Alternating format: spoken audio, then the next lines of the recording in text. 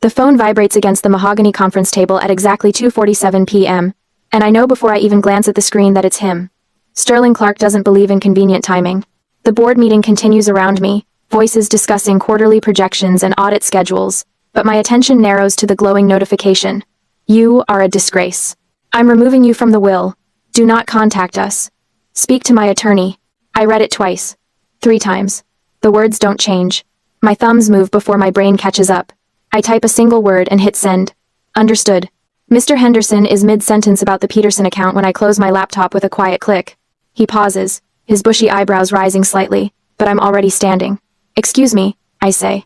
My voice sounds normal. Steady. Like my father didn't just disown me via text message during a Wednesday afternoon meeting. I don't run to my office. I walk. Heels clicking against polished floors, each step measured and deliberate. The door closes behind me with a soft thud, and I sink into my chair, opening my laptop again. My fingers know where to go.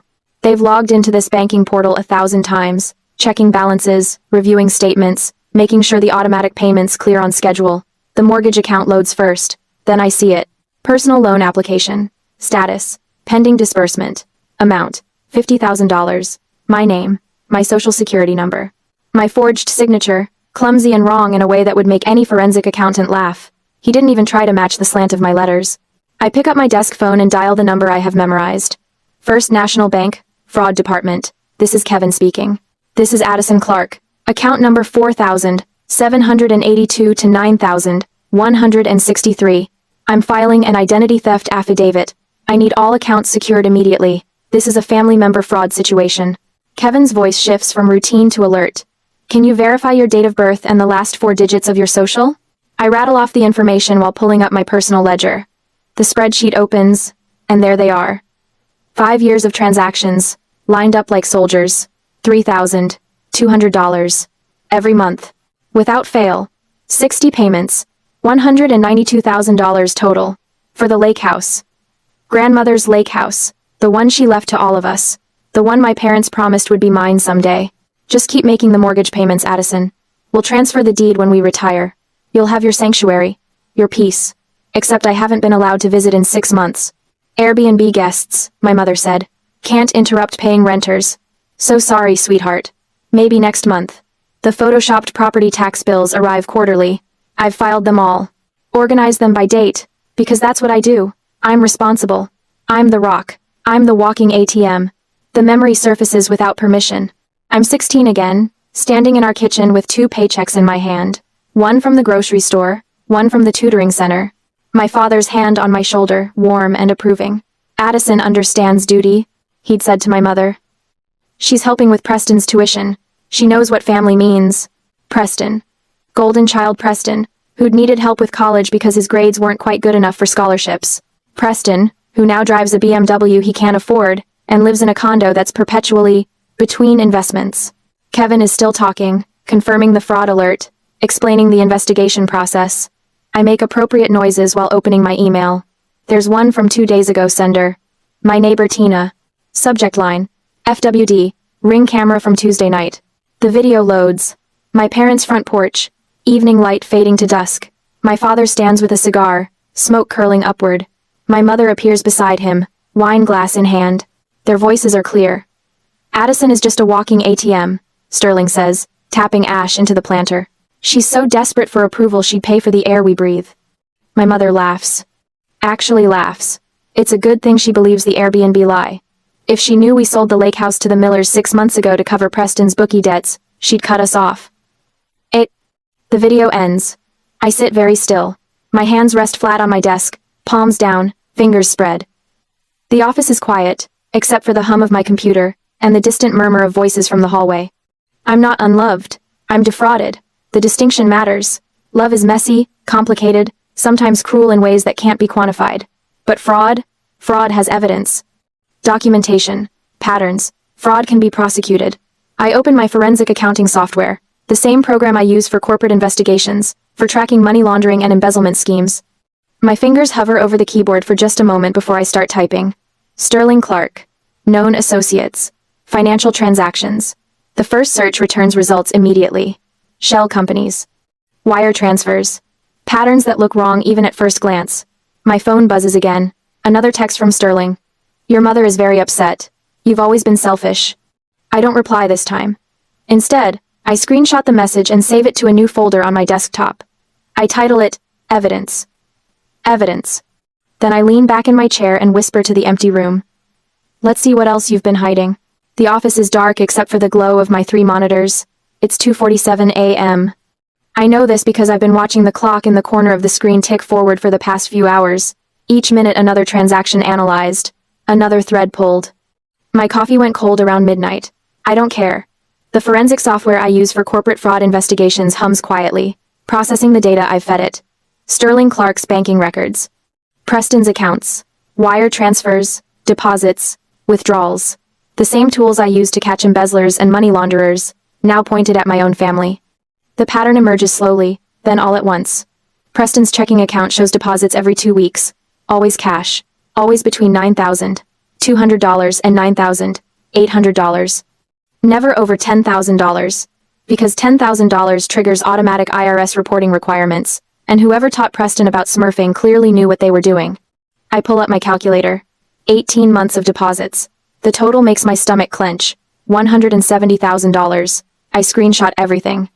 Each transaction gets its own file, labeled with dates and amounts. My fingers move automatically, muscle memory from a decade of building cases against people who thought they were smarter than the system. The wire transfers are next. Sterling's business account shows regular payments to something called Sterling Consulting Group, LLC, Delaware registration. I run the business entity search, and the address appears on my screen. 1247 Industrial Parkway, Wilmington, Delaware. I switch to Google Earth. The satellite view loads, and I zoom in slowly, watching the pixelated image sharpen into clarity. A strip mall, faded awnings, cracked parking lot. And there, in the corner of a building that looks like it last saw maintenance during the Reagan administration, a rusted P.O. box service. Sterling Consulting Group doesn't have offices. It doesn't have employees. It's a piece of paper filed with the state of Delaware, existing only to receive wire transfers and disappear money into accounts I haven't traced yet. I open another window. The Veterans Memorial Fund financial statements are public record, posted quarterly on their website.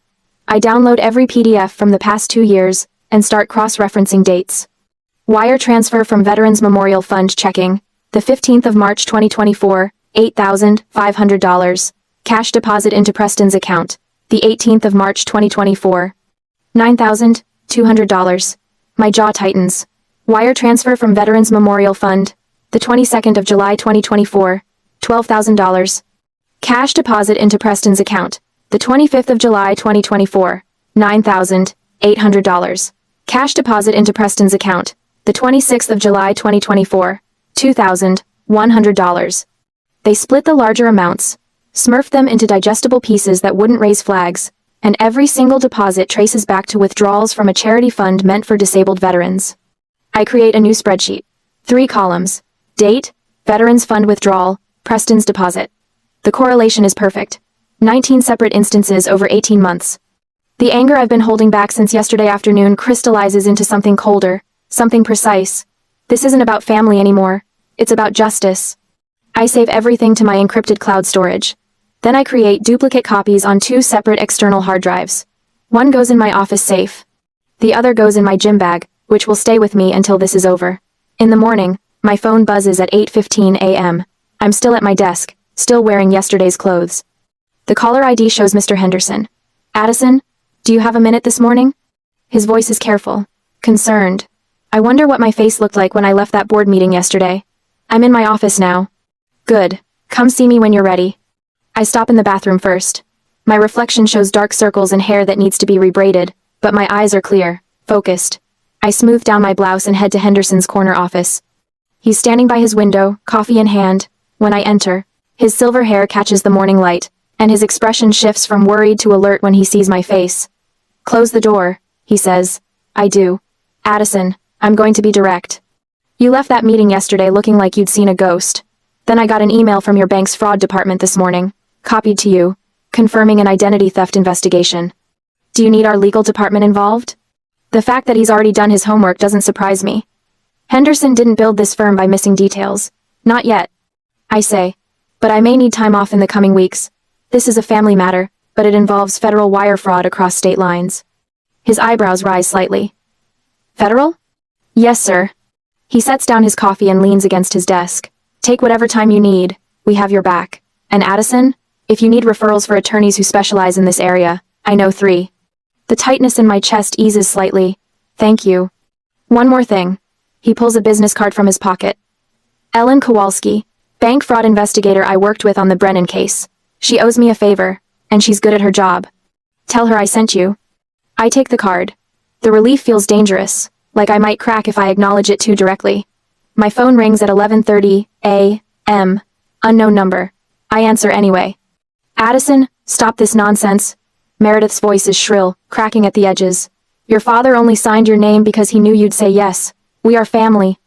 You need to unfreeze these accounts right now. I tap the record button on my phone's voice memo app. Forging a signature for a loan is a felony, Meredith. My voice sounds strange to my own ears. Calm. Almost clinical. And since you just admitted on this recorded call that you knew about the house sale and the fraud, you're an accessory. Save your tears for the indictment. I hang up. The voicemail notification appears 3 seconds later. I save it to my evidence folder with the timestamp clearly visible. The loan application gets officially denied at 2 p.m. The email from First National Bank includes a fraud flag notation that will follow Sterling's credit report for the next 7 years. At 4:30 p.m., I get a text from Preston. Just 3 words. This isn't over. I screenshot it and file it with the rest. By the time I leave the office at 6 p.m., every joint account Sterling and I shared has been frozen pending investigation. His credit cards are declining across Chicago. Meredith can't access the checking account she's used for 20 years, and I'm so tired I can barely remember how to drive home. But the spreadsheet is complete. The dossier is backed up in 3 locations. And tomorrow, I'll keep digging until I know every dollar they've stolen, every lie they've told, every crime they've committed, in the belief that family loyalty would keep me silent. They taught me to balance books. Now I'll balance the scales. Preston's voicemail reaches the firm at 9:23 a.m. on a Thursday. I'm reviewing a client's expense reports when Mr. Leapinators, Henderson's assistant, appears at my door, her face pinched with concern. Mr. Henderson needs to see you, she says quietly. Now. The walk to his office feels longer than it is. My heels click against tile in a rhythm that matches my pulse. Henderson sits behind his desk, expression unreadable, and gestures to the chair across from him. Close the door, please. I do. He touches his computer mouse and Preston's voice fills the room, slurred, frantic. The words tumble over each other in a cascade of accusations that would be laughable if they weren't so venomous. My sister is having a complete mental breakdown. She's addicted to prescription opioids. We have proof she's been embezzling from client accounts to feed her habit. We need to meet with management immediately before she hurts someone or herself. This is a family intervention. She's dangerous. The voicemail ends. Silence settles like dust. Henderson leans back in his chair, fingers steepled under his chin. His eyes, sharp and assessing behind wire-rimmed glasses, never leave my face. Do you need our legal department to handle this defamation, Addison? My hands rest flat on the armrests. Steady. No, sir. I prefer to let the FBI handle it. Something shifts in his expression. Not surprise. Recognition, maybe, like he's seeing exactly what he expected to see. I thought you might say that. He saves the recording to a file, then swivels his monitor toward me. I'm copying this to your personal drive. Document everything. And Addison? Take whatever time you need. The partners have been briefed. Your reputation here is spotless. I stand, legs somehow solid beneath me. Thank you, sir. One more thing. He taps a pen against his desk calendar. Your brother left his callback number. I thought you might want it for your FBI file. I almost smile. Almost. Back at my desk, I add Preston's voicemail to my evidence folder, the timestamp, the callback number, the specific claims. All of it cataloged with the same precision I'd use for any financial crime investigation. My phone rings at 11:47 a.m. Unknown number. I answer on the 3rd ring. Addison? It's Aunt Linda. I haven't heard her voice in a decade. Not since grandmother's funeral, when she'd cornered me by the punch bowl to complain about the flower arrangements. Hello, Linda. I've been hearing such concerning things about this situation with your father. Her tone drips with practiced sympathy. I think there's been a terrible misunderstanding. You need to be the bigger person here, sweetheart. You're ruining your father's reputation over money. Family protects family. I open my laptop while she talks. My fingers navigate through folders I organized weeks ago, when I first started the forensic autopsy of Sterling's finances. Linda's voice continues, a steady stream of manipulation disguised as concern. Your mother is beside herself. Preston says you've frozen their accounts. Over what? A simple misunderstanding about a loan? Surely we can all sit down like adults and work this out. I find the file, click it open. Attach it to an email with Linda's address already entered in the recipient line. Check your inbox, Linda. She pauses mid-sentence. What? I just sent you a PDF. That's a copy of a check Dad wrote 3 years ago. He cashed out your son's college savings bond, the one Grandma left him in her will. Used it to pay for his country club membership renewal. He forged your signature on the release paperwork. The silence stretches so long I check to make sure the call hasn't dropped.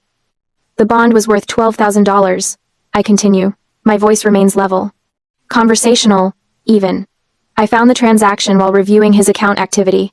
The club charged him $11,200 that year. He deposited the difference into Preston's checking account. I have copies of everything if you'd like to verify with your bank. She doesn't speak, doesn't breathe, as far as I can tell. You should probably check on your mother's jewelry too. The pieces she left you. I noticed some interesting pawnshop transactions around the same time. The line goes dead. I save the call log, note the duration, add it to the folder, my email pings. Henderson has sent a message to all partners with the subject line, personnel matter, informational only. I scan the contents, professional, clinical. A brief explanation that a staff member is dealing with family fraud, that false allegations have been made, and that the firm's position is one of complete support for the affected employee. He doesn't name me, but anyone paying attention will know. The responses start within minutes, colleagues offering legal referrals. One senior accountant sharing her own story of family financial exploitation. Another forwarding contact information for a bank investigator who specializes in identity theft cases. By 2 p.m., my accountant friend Sarah has called twice. On the second attempt, I answer. I heard through the grapevine, she says without preamble. Family fraud case. Listen, I've testified as an expert witness in 3 of these. If you need documentation reviewed or someone to explain the forensics to law enforcement, I'm available. Thank you. I mean it, Addison. These cases are winnable, especially with your skill set. They picked the wrong person to scam. The bank investigator's email arrives at 3:30 p.m. Subject line, FBI Financial Crimes Unit contact. Inside is a name, Agent Miller, a direct phone number. A note explaining that my case matches the profile for federal wire fraud prosecution. I draft a response but don't send it yet. There's still one more thing to check. The Veterans Memorial Fund maintains public filings as a registered nonprofit. I've known this for weeks. What I haven't done is cross-reference the fund's financial reports with Sterling's personal account activity. I do it now. The wire transfers appear like breadcrumbs. Small amounts, staggered across months, always just under reporting thresholds, from the fund's account to Sterling Consulting Group. That hollow shell company with the rusted mailbox and no actual business operations. From there, the money splits. Some to Preston's accounts, some to cover Sterling's personal expenses. All of it stolen from donations meant for disabled veterans. I total the figures. $85,000 over 2 years. My hands don't shake as I compile the timeline. Transaction dates. Bank routing numbers. The fund's public statements promising support for wounded soldiers while Sterling siphoned donations into his son's gambling addiction. The family lawyer's cease and desist letter arrives via email at 4:15 p.m. I read it once. The threats are predictable. Retract all fraud claims.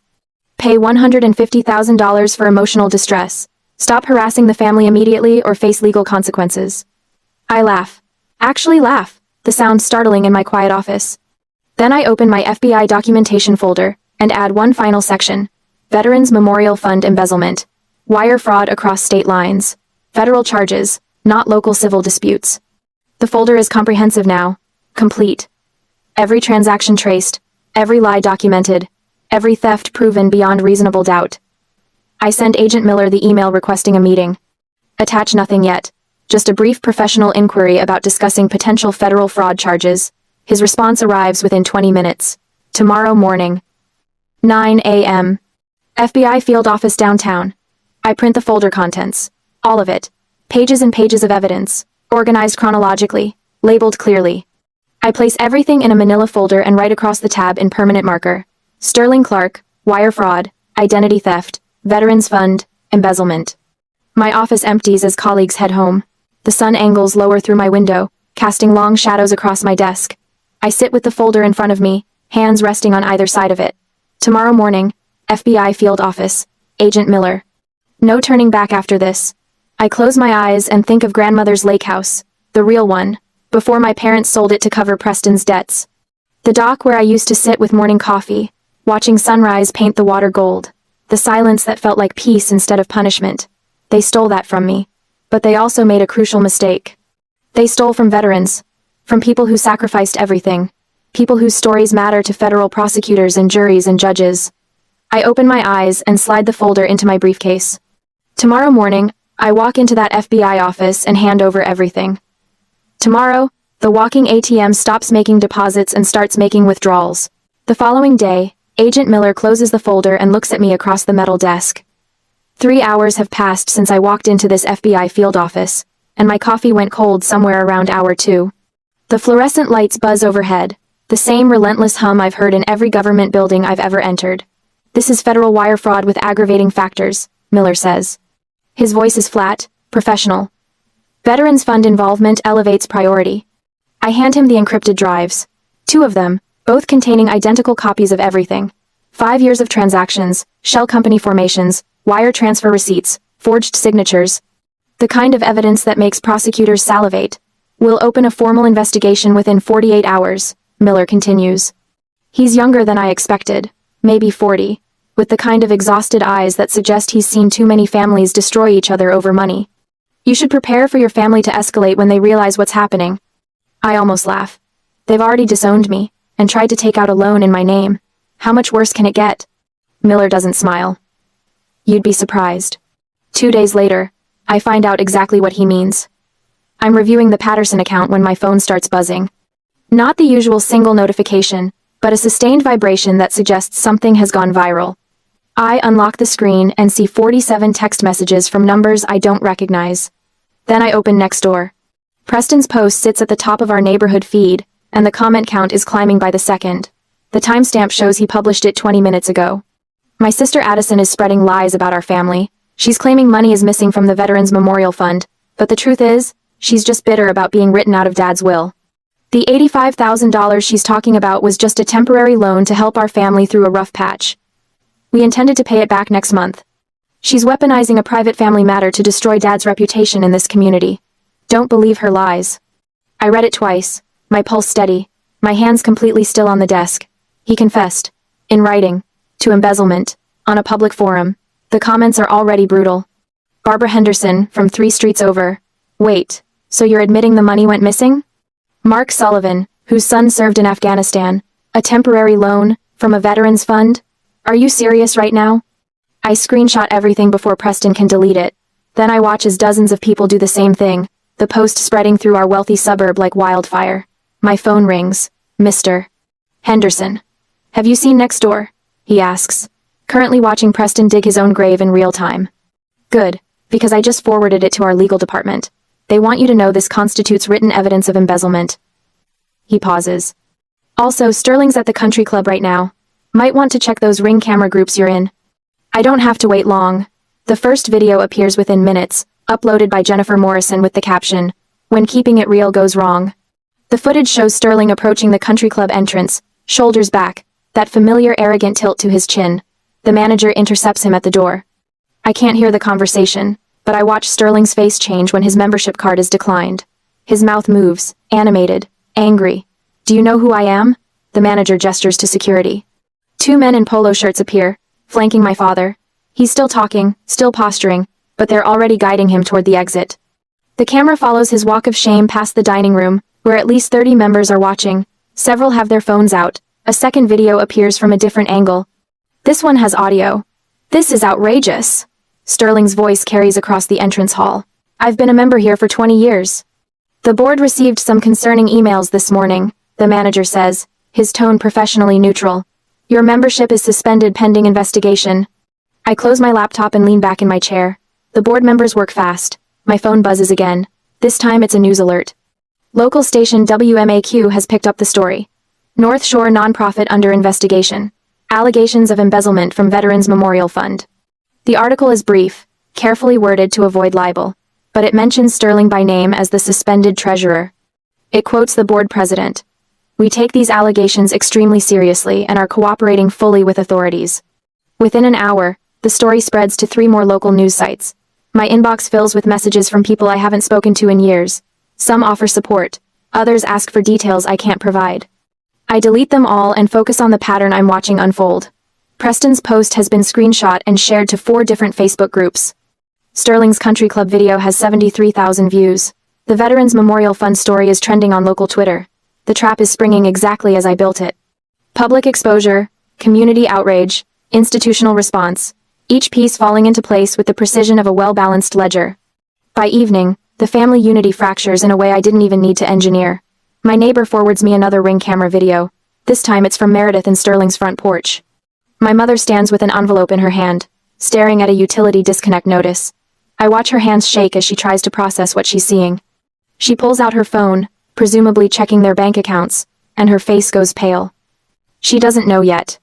She hasn't checked the wall safe where Sterling keeps the emergency cash.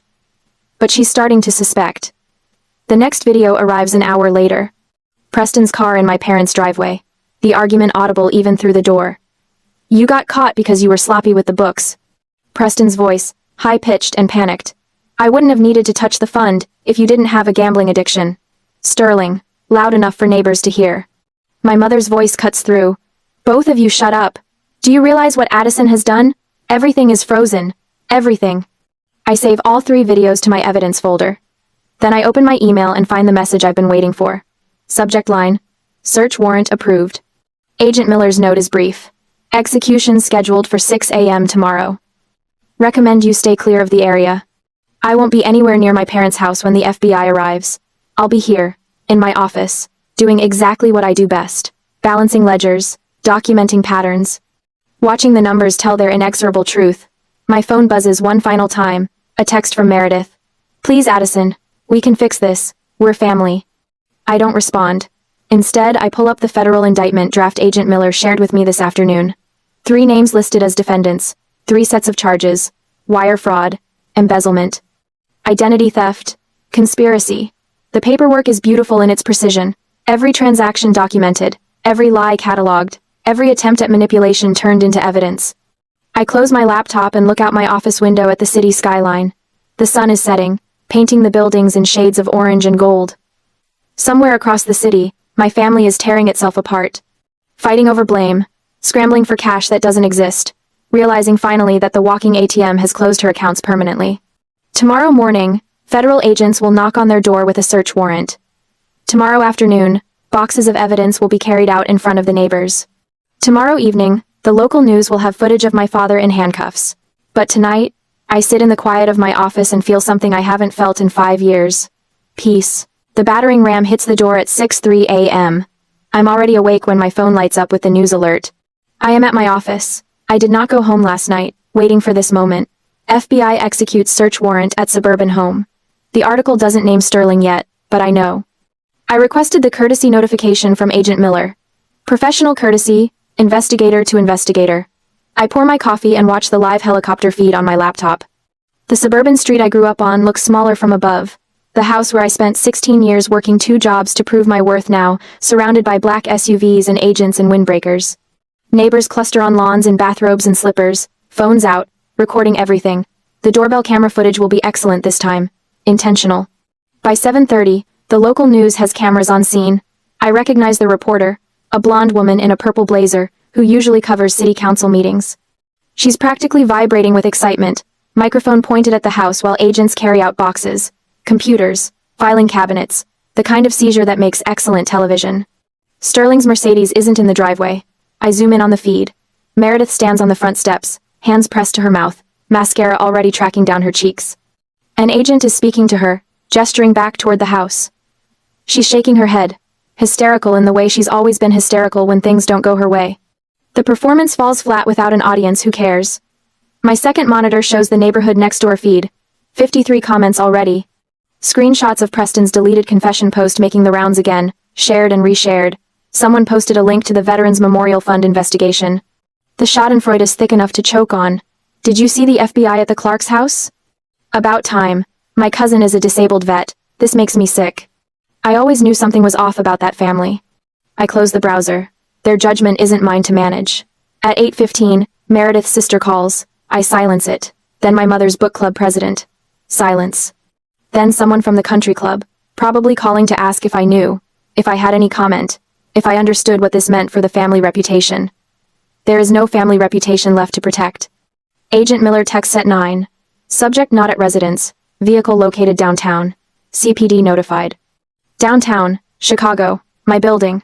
I stand from my desk, coffee forgotten, and walk to the window. The morning sun reflects off glass and steel. Lake Michigan stretches east, gray, and endless. Somewhere down there, Sterling is driving toward me, desperate and stupid and convinced that I'm still the person who answers when he calls. My intercom buzzes at 9:47 a.m. Miss Clark, there's a Sterling Clark in the lobby requesting access. He's quite insistent. Should I send him up? I pull up the lobby camera feed on my phone. He looks destroyed.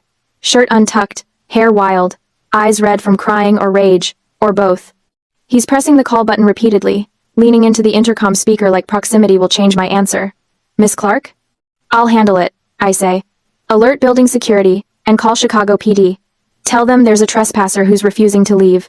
I switch to the intercom channel, watching him through the camera. His mouth moves before I press the button, already pleading with a speaker that isn't transmitting. Mr. Clark, I say. My voice echoes through the lobby. He jerks upright, searching for the camera. I have alerted building security and the Chicago PD of a trespasser. You have 2 minutes. Addison, his voice cracks. Please, you have to fix this. I'm your father. I open my Files app and select the PDF my attorney emailed this morning.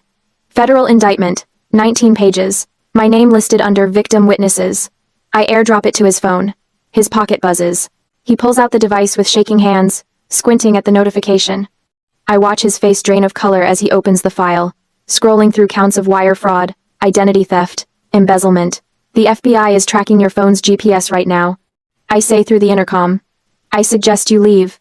He looks up at the camera. For a moment, I think he might cry. Instead, his expression twists into something ugly and familiar. Rage. The same rage I saw at 16 when I suggested maybe Preston should get a job instead of another loan. You're destroying this family, he shouts. Everything I did was for us. For you. Sirens wail in the distance, growing closer. Goodbye, Sterling. I disconnect the intercom and watch him run. He makes it 2 blocks before 3 squad cars corner him against a boutique storefront. The takedown is professional, efficient. Hands behind his back, Miranda rights delivered on a sidewalk where tourists stop to film. My phone rings. Agent Miller. We have him. She says. Preston was arrested at his residence 20 minutes ago. Your mother is being questioned as a potential accessory, but we're offering a cooperation deal. The evidence? Solid. The dossier you provided was instrumental. We've got transaction records, wire transfers, the smurfing pattern. The Veterans Fund fraud alone is enough for serious time, but combined with the identity theft and your testimony, this is airtight. I sit back down at my desk. My coffee has gone cold. The grand jury convenes next week, Miller continues. We're expecting indictments within 2 weeks. Multiple counts for your father, conspiracy and money laundering for your brother. Your mother will likely face reduced charges if she cooperates fully. Thank you, Agent Miller. Miss Clark? She pauses. You did the right thing. I end the call and open my personal ledger one final time. 5 years of payments. The money never deserved. I highlight the entire column and press delete. The cell is empty now. Just a header and blank space below. I save the file and close my laptop. Outside my window, Chicago continues its morning. Traffic flows. People walk. The sun climbs higher. Everything moves forward while Sterling sits in a police car, finally facing consequences he spent decades avoiding. My intercom buzzes again. Miss Clark, the police have removed the individual. Is there anything else you need? No, I say. Thank you. I pick up my cold coffee, dump it in the sink, and brew a fresh cup. There's a Peterson account review at 10, and a team meeting at 11. Work continues. Life continues. The ledger is balanced. The federal courthouse smells like old wood and nervous sweat. I sit 3 rows back, hands folded in my lap, watching Sterling shuffle into the courtroom in an orange jumpsuit that hangs loose on his shrinking frame. He doesn't look at me. Preston sits on the opposite side, eyes fixed on his shoes. Meredith isn't here. Her plea deal came with conditions. 6 months. That's how long it took for the system to grind through depositions, plea negotiations, and sentencing hearings. 6 months of sleeping through the night for the first time in years. The judge calls my name. I walk to the podium, my heels clicking against marble floors. The courtroom is packed. Veterans groups fill the back rows, their faces weathered and hard. Local news cameras line the walls, red lights blinking. I unfold my statement. The paper doesn't shake. Your Honor, members of the court. I begin. My voice carries without effort. I didn't lose a father in this process. I lost a liability. Sterling's head snaps up. Our eyes meet for the first time today. I don't look away.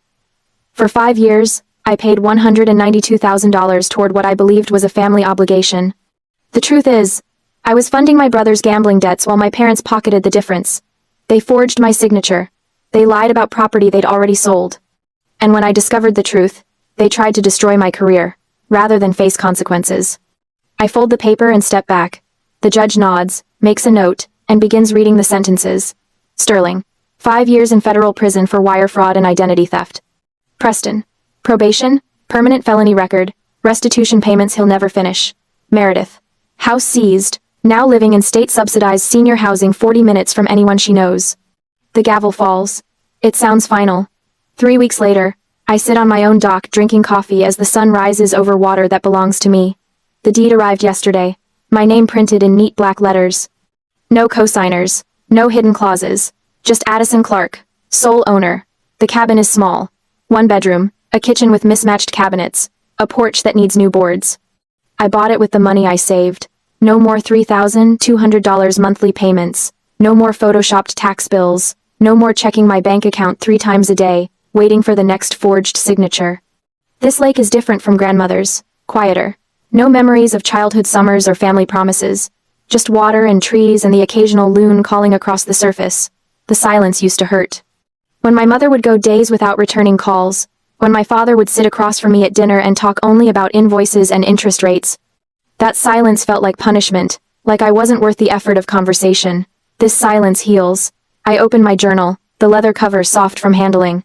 The pages are full now. Months of processing narcissistic family dynamics with Dr. Morgan, writing down revelations that felt obvious in hindsight but impossible to see while living them. I write, love isn't measured in dollars. Duty doesn't mean doormat. My phone buzzes. A text from Mr. Henderson. Congratulations on the promotion, senior forensic consultant. Well deserved. The firm gave me a raise last month. More responsibility, more complicated cases. I've started specializing in family fraud cases, helping other people untangle financial abuse from people who claim to love them. The work matters in ways my old audits never did. Aunt Linda's son sent flowers to my new address. The card read, "You saved my college fund. Grandfather stole it years ago. Thank you for telling the truth." Chosen family, I'm learning, means more than shared blood. I close my journal and set down my coffee cup. The wine will come later, at sunset, when the water turns gold and the air cools. For now, I just sit. No anxiety, no obsessive account checking, no wondering if this month's payment cleared or whether my father will text demanding more. I pull out my journal one more time and write the final entry. For years, I balanced their books. Now I've balanced my life. The ledger shows what I always suspected. I was never the debt. I was the asset they couldn't afford to keep. I close the journal and watch the sun climb higher. The ledger is finally balanced.